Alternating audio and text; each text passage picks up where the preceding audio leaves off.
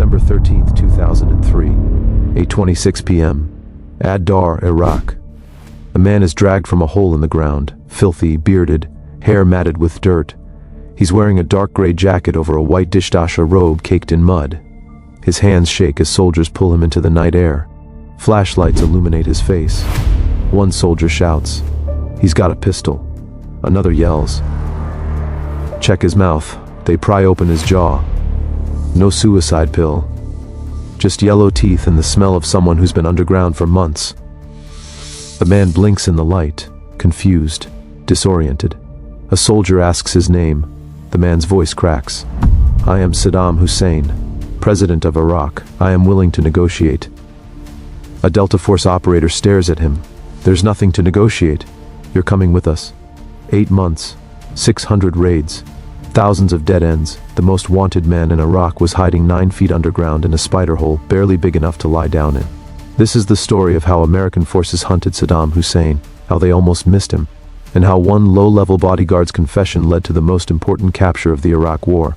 April 9th, 2003, Baghdad falls. American tanks roll through Firdos Square. Iraqi civilians swarm a 40-foot bronze statue of Saddam Hussein. They throw shoes at it, spit on it. A U.S. Marine wraps a chain around its neck. The statue topples.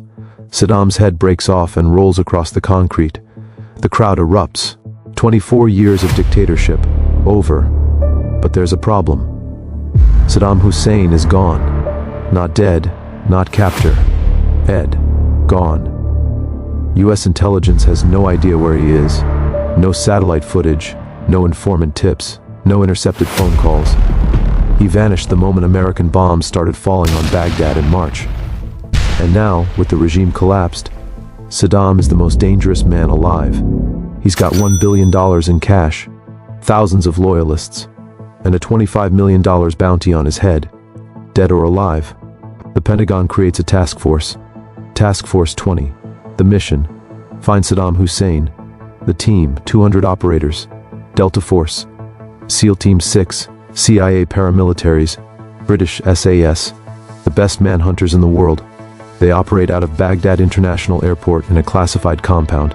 No press, no politicians, just soldiers and one objective: capture or kill Saddam Hussein. The problem: Iraq is the size of California, 26 million people, and Saddam has been preparing for this moment his entire life. He built a network of safe houses across the country, underground bunkers, loyal tribes, secret tunnels. He's been moving every night since the invasion started, never staying in one place, never using phones, never trusting anyone outside his inner circle. And his inner circle is small. 2 sons, Uday and Qusay, a handful of bodyguards, and tribes loyal to his clan in Tikrit. May 2003. Task Force 20 starts hunting. They raid palaces in Baghdad, mansions in Tikrit, farmhouses near the Tigris River. Every raid, empty. Saddam was there, but he left hours before they arrived. U.S. intelligence builds a target lie. Saint the deck of cards. 55 most wanted members of Saddam's regime. Each one gets a playing card. Saddam is the ace of spades. His sons Uday and Qusay are the aces of hearts and clubs. The strategy: capture everyone around Saddam, squeeze them for information. Work your way up the deck until you find the ace of spades. June 2003. Zero progress. Saddam is a ghost. But then, July 22nd, Mosul, Iraq. A firefight. U.S. soldiers surround a mansion. Inside, Uday and Qusay Hussein, Saddam's sons. They refuse to surrender. The battle lasts 4 hours. Tow missiles, grenades, machine gun fire.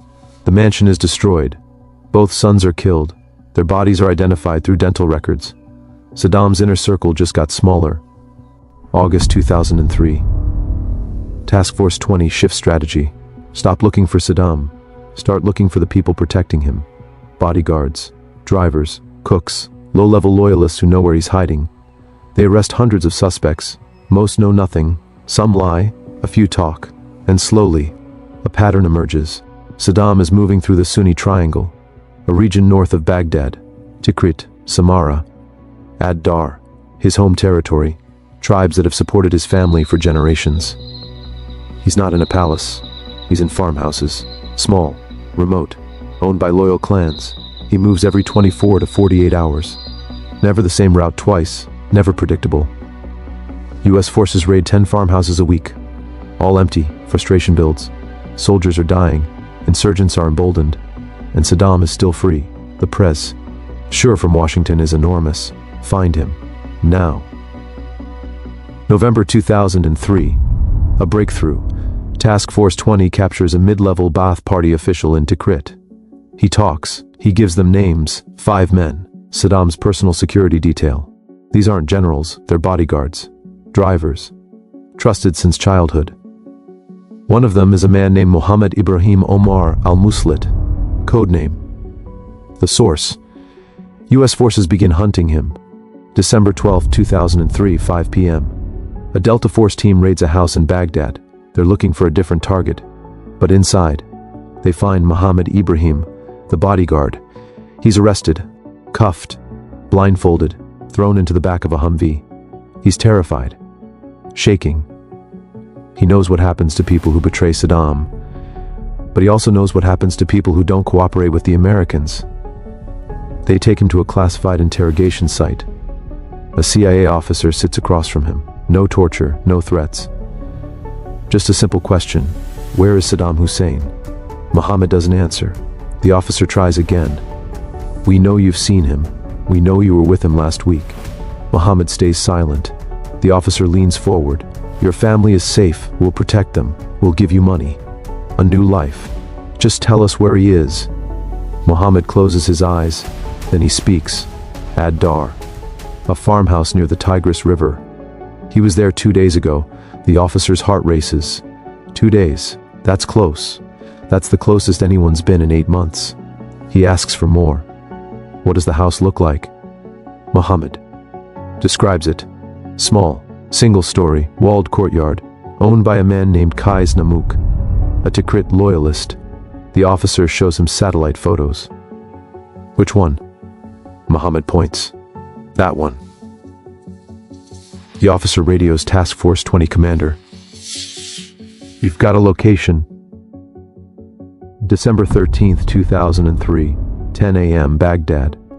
The commander briefs the assault team. The target, a farmhouse in Ad-Dar, 10 miles south of Tikrit. Intelligence says Saddam was there 48 hours ago. He might still be there, or he might have moved. The plan. Operation Red Dawn. 2 locations, Wolverine 1, the farmhouse where Saddam might be. Wolverine 2, a nearby compound owned by Saddam's cook, a decoy location. 600 soldiers will participate, 1st Brigade, 4th Infantry Division, Delta Force operators, Iraqi translators. They'll hit both sites simultaneously, midnight, no mistakes. This is the last chance. The briefing ends. Soldiers load weapons, check radios, study maps. By 6 p.m. they're moving into position. 8 p.m. The convoy stops 2 miles from the target. Soldiers dismount, night vision goggles on. Black Hawk helicopters circle overhead. Thermal cameras scan the farmhouses. 2 heat signatures at Wolverine 2. 0 at Wolverine 1. That's strange. If Saddam is at Wolverine 1, why is there no one there? The commander makes a decision. Hit both sites anyway. 8:15 p.m. Wolverine 2 is breached. Soldiers storm the compound, flashbangs shouting. 2 men inside, hands up, faces down. They're arrested, searched. Neither is Saddam, just associates. The soldiers search the compound. Bunkers underground, empty. Saddam was here, but he's gone. Again, frustration, anger. The commander radios Wolverine 1 team. Anything? Not yet. We're moving in. 8:20 p.m. Wolverine 1. The farmhouse, soldiers surround it. Infrared lasers sweep the walls, no movement, no heat signatures, the door is breached. Soldiers flood in, kitchen, empty, bedroom, empty, storage room, empty. This is another dead end, but a Delta operator notices something. The furniture. It's been moved recently. Dust patterns on the floor, someone was here. The operator steps outside into the courtyard. Dirt, overgrown weeds, a few palm trees, nothing unusual. But then, he sees it, a rug, dirty, worn, lying flat in the corner of the courtyard near a mud hut. It doesn't belong there. He walks over, kicks the rug aside. Underneath, a styrofoam block, White, rectangular, covered in dirt. The operator's pulse quickens. He calls over his team. Check this. 2 soldiers lift the styrofoam. Underneath, a hole. 6 feet deep, 8 feet long, narrow, dark, the spider hole. A soldier shines a flashlight down. Movement. Someone's down there. The soldier yells. Come out, hands up. Now, a voice from the hole. Weak, raspy. Don't shoot. I am unarmed. A man crawls out, slow, filthy. Beard down to his chest, hair wild, clothes caked in mud. He's shaking. His hands are up. Soldiers grab him. Pull him out. Throw him on the ground, face down. Hands behind his back. Zip ties around his wrists. Tight. One soldier checks his pockets. A pistol. Glock 18. Loaded. The soldier tosses it aside. Another soldier checks his mouth, looking for a cyanide capsule. Nothing. Just rotten teeth. The man is panting. His breath smells like decay. The commander walks over, looks down at him. Who are you? The man lifts his head. His eyes are bloodshot. I am Saddam Hussein, President of Iraq. I am willing to negotiate. The commander stares. This is him, the ace of spades, the butcher of Baghdad, the man who gassed his own people, who invaded Kuwait, who defied the world for 30 years. And he's lying in the dirt, begging. The commander radios headquarters. Jackpot, we got him. The response is immediate. Confirm identity.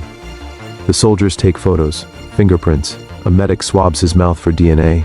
They compare his face to photos. The scar on his right cheek, the gap in his front teeth, the mole above his left eyebrow. It's him. Saddam Hussein is in custody. The hunt is over.